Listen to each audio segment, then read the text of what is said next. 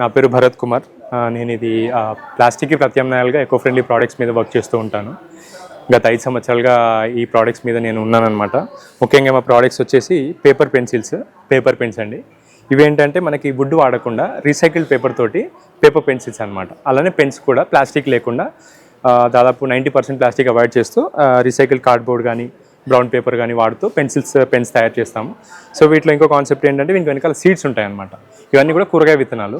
ఈ కాన్సెప్ట్ ద్వారా ఏంటంటే మెయిన్ స్కూల్ గోయింగ్ చిల్డ్రన్కి విత్తనాల మీద ఐడెంటిఫికేషన్ క్రియేట్ చేయడం, తర్వాత ప్లాంట్ గ్రోయింగ్ కాన్సెప్ట్స్ మీద వాళ్ళకి ఒక అవగాహన క్రియేట్ అవుతుందన్నమాట. ఆ విధంగా ఏంటంటే వాళ్ళకి గార్డెనింగ్ మీద ఇంట్రెస్ట్ క్రియేట్ అవుతుంది. ఇప్పుడు చాలా వరకు పిల్లలకి విత్తనాలు ఎలా ఉంటాయి, ఏ విత్తనం నుంచి ఏ ఆకుకూర కానీ కూరగాయ వస్తుందో తెలియదు కదా. సో ఈ concept through it gets introduce to them అనమాట. అలాగే మన దగ్గర ప్లాంటబుల్ నోట్ ప్యాడ్స్ ఉంటాయి. ఈ నోట్ ప్యాడ్స్ కూడా ఏంటంటే హ్యాండ్మేడ్ పేపర్ విత్ సీడ్స్ ఉంటాయి అన్నమాట.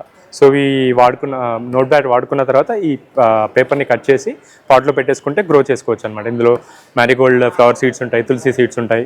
ఇవన్నీ కూడా రీసైకిల్డ్ పేపర్ అనమాట. సో అలాగే మనకి ప్లాస్టిక్కి ప్రత్యామ్నాయంగా బ్యాంబూ టూత్ బ్రషెస్ ఉన్నాయన్నమాట.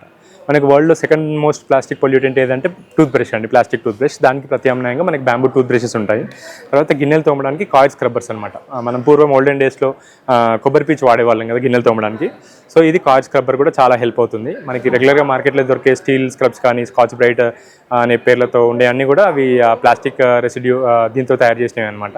సో దాని ద్వారా కూడా మైక్రోప్లాస్టిక్స్ అనేది మనకి క్లీనింగ్ ద్వారా మనకి ఫుడ్ దీంట్లోకి వెళ్ళే అవకాశం ఉంటుంది. కాబట్టి రెగ్యులర్ మన ఓల్డ్ ట్రెడిషన్ ద్వారా కొంచెం వీటిని మంచిగా స్టిచ్ చేసిన కాయిల్ స్క్రబ్బర్స్ ఉంటాయి.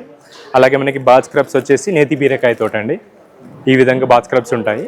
ఇంకా అలాగే మనకి టెంపుల్ ఫ్లవర్స్తో చేసిన అగరబత్తి ధూప్స్ అన్నీ ఉంటాయండి. ఇవన్నీ సాంబ్రాణి కప్స్, ఇవన్నీ కూడా ఏంటంటే ఎలాంటి కెమికల్స్ లేకుండా చార్కోల్ పౌడర్ లేకుండా తయారు చేసిన అగరబత్తి ప్రోడక్ట్స్ అనమాట. అదేవిధంగా మన దగ్గర టూత్ పేస్ట్ అండి, న్యాచురల్ టూత్ పేస్ట్. ఈ టూత్ పేస్ట్ కూడా ఏంటంటే రెగ్యులర్ చాలా టూత్ పేస్ట్లో కూడా SLS ఫోమింగ్ ఏజెంట్స్ అవన్నీ వాడుతూ ఉంటారు. ఈ బెంటోడైన్ అనే టూత్ పేస్ట్ ఏంటంటే బెంటోడైన్ క్లే బేస్ తోటి మిగతా న్యాచురల్ ఇంగ్రీడియంట్స్ వాడి టూత్ పేస్ట్ చేస్తారనమాట. సో అలా మన దగ్గర ఏంటంటే ప్రతిదానికి ప్రత్యామ్నాయాలు ఉంటాయి. ఆకు ప్లేట్లు మనం ఇప్పుడు ఎక్కడైనా ఫంక్షన్స్ ఉన్న చిన్నగా ఇంట్లో కానీ బయట కానీ ప్లేట్స్ వాడుతూ ఉంటాం. ఆ ప్లేట్స్ అన్నింటిలో కూడా అదంతా ప్లాస్టిక్ లైనింగే ఉంటుందన్నమాట. సో వేడి ఫుడ్ అందులో తీసుకోవడం వల్ల ఆ మైక్రోప్లాస్టిక్ రెసిడ్యూ మన బాడీలోకి వెళ్ళడము, దానివల్ల క్యాన్సర్ కాసింగ్ ఏజెంట్స్ బాడీలో జనరేట్ అవ్వడం జరుగుతూ ఉంటుంది. సో ఇది కూడా మన ఓల్డెన్ ట్రెడిషన్ని కొంత మోడర్నైజ్ చేసి అడ్డాకు మోదుగాకులతోటి బఫే ప్లేట్స్ అనమాట. స్నాక్స్ నుంచి టిఫిన్స్, లంచ్ ప్లేట్స్ తినేంత వరకు కూడా బఫే ప్లేట్స్ అందుబాటులో ఉంటాయి మనకి. అదేవిధంగా చిన్నపట్న టాయ్స్. ఈ బొమ్మలు కూడా ఏంటంటే మనకి వుడ్తో చేసినవి, న్యాచురల్ కలర్స్ వాడి తయారు చేసినవి అనమాట. సో చిన్నపిల్లలు ఎవరైనా కానీ టాయ్స్ వాడినా అవి నోట్లో పెట్టుకున్నా ఏం కాదనమాట.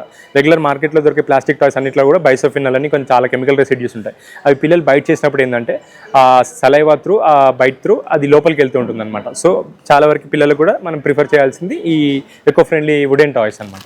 సో ఈ విధంగా రకరకాల ప్రత్యామ్నాయాలు ఉంటాయి. మా స్టోర్ వచ్చేసి ఓల్డ్ అల్వాలో ఉందండి, పరంపర నేచురల్స్ అనే పేరుతో. అక్కడ అన్ని నేచురల్ ఆల్టర్నేటివ్స్ దొరుకుతాయి మనకి. చెక్కగానుగ నూనెలు కానీ, ఆర్గానిక్ ప్రోడక్ట్స్ కానీ, హెర్బల్ ప్రోడక్ట్స్, నేచురల్ ప్రోడక్ట్స్ ప్రతిదీ అక్కడ అందుబాటులో ఉంటుందండి. ఇది వచ్చేసి ఓల్డ్ అల్వాల్ ఫాదర్ బాలయ్య నగర్లో మా స్టోర్ ఉందండి.